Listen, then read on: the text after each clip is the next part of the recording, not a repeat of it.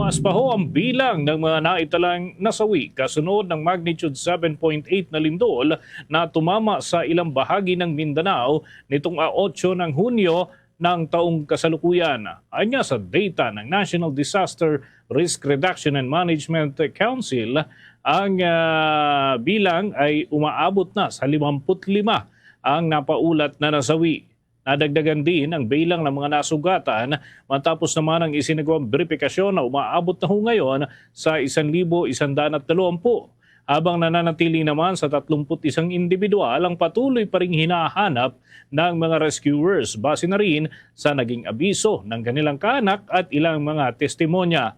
Samantala, pinapayuhan naman ng National Disaster Risk Reduction and Management Council ang publiko na manatili pa ring handa sa mga aftershocks. At mahigit 3,000 na kasi ang naitalang pagyanig mula ng naturang main quake nung araw ho ng Lunes. At ito ay naasahan na madaragdagan pa hanggang sa mga darating na buwan.